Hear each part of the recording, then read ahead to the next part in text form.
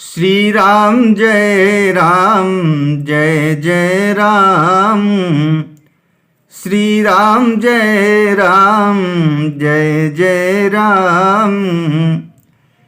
धनु धुरी बेला बिमल सकल सुमंगल मूल। विप्रन कहे उपदेह सन जानि सगुन अनुकूल। निर्मल और सभी सुंदर मंगलों की मूल गोधूली की पवित्र बेला आ गई और अनुकूल शकुन होने लगी।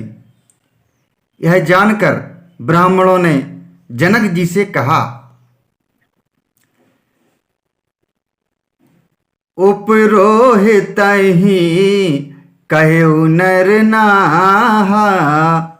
अब विलंब कर कारण काहा।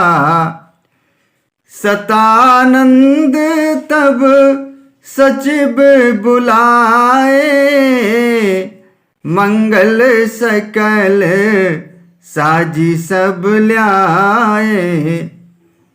तब राजा जनक ने पुरोहित सतानंद जी से कहा कि अब देर का क्या कारण है। तब सतानंद जी ने मंत्रियों को बुलाया। वे सब मंगल का सामान सजाकर ले आए। शंख निशान पनब बहु बाजे।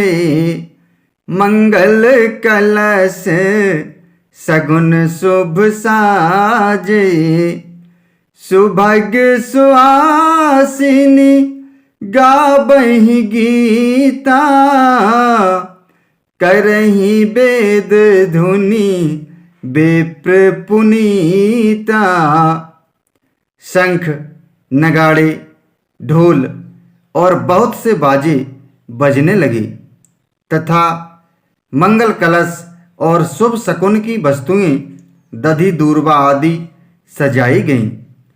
सुंदर सुहागिन स्त्रियां गीत गा रही हैं और पवित्र ब्राह्मण वेद की ध्वनि कर रहे हैं।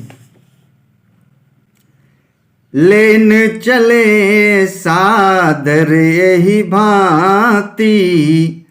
गए जहां जन बास बराती। कौशलपति कर देखी समाजू। अति लघु लाग तिन्हि सुर राजू।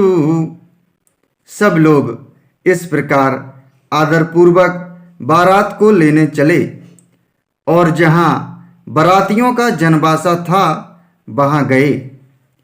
अवधपति दशरथ जी का समाज वैभव देखकर उनको देवराज इंद्र भी बहुत ही तुच्छ लगने लगे। भयउ समऊ अब धारिय पाऊ।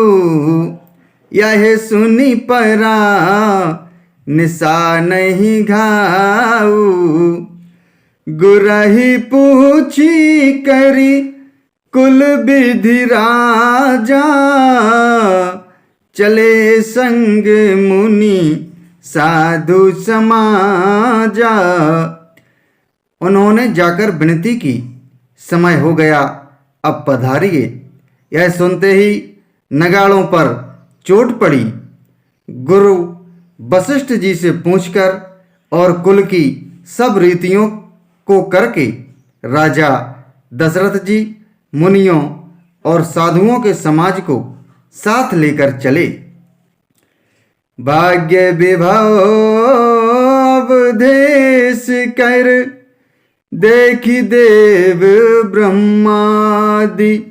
लगे सराहन सहस मुख जानि जन्म निजबादि। श्री राम जय जय राम।